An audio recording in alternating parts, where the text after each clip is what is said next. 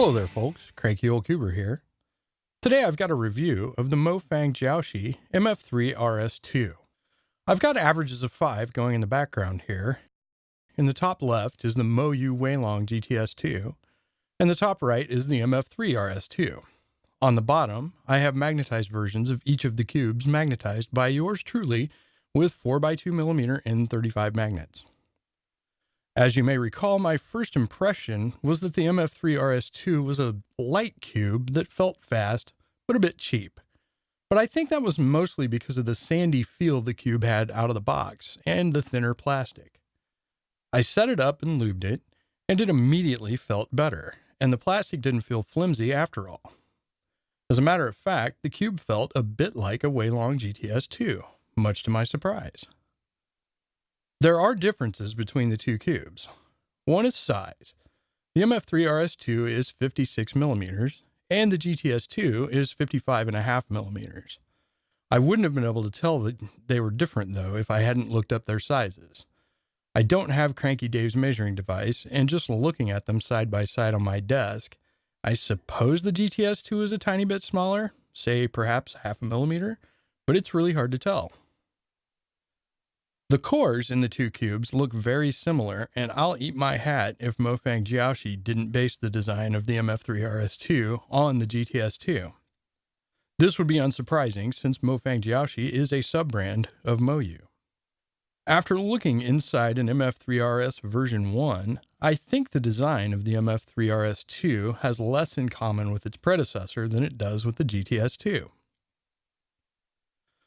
The corner stocks of the GTS2 are a bit rounder than the ones on the MF3RS2, and the GTS2's edge pieces have an additional bit that sticks out into the corner piece, but the torpedo design is very similar, as are the centers. I can't really tell the difference in the corner cutting on these two cubes, at least not the way I have them set up. Maybe the GTS2 has the edge for reverse corner cutting, but they both forward corner cut way past 45 degrees, kind of a ridiculous amount, really. So, I decided I'd do a head-to-head comparison between the two, both before and after magnetizing, by doing an average of 5 on each cube in each configuration after warming up a bit with each one.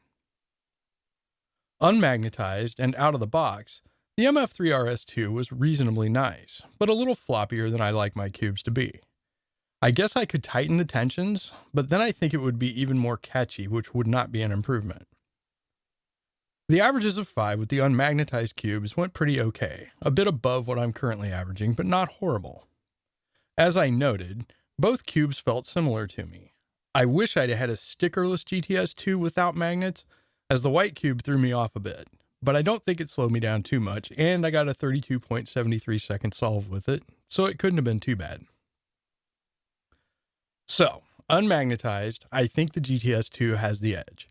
It has a better feel in my opinion, and I felt a bit less out of control solving on it than with the unmagnetized MF3RS2, although my averages here were pretty much the same.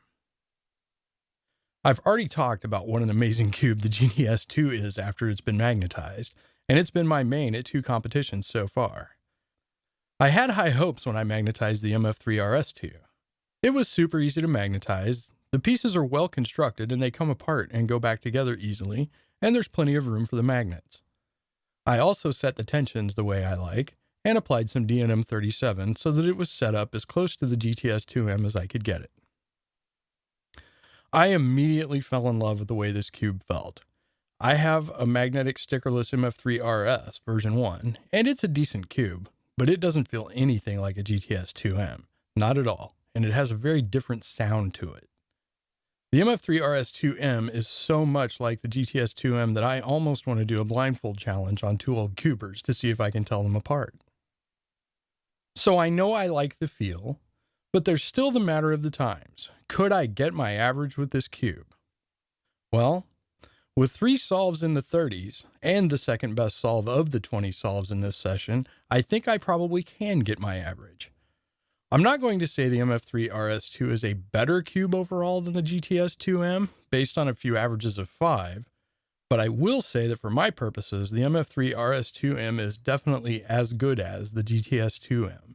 And unless something changes between now and the 13th of January, I'll be using it as my main at Cubing for Causes in Portland. I hope you enjoyed this review, and if you have any questions or feedback, please feel free to leave them in the comments below. Thanks for watching, and I'll catch you at the next video. Cheers!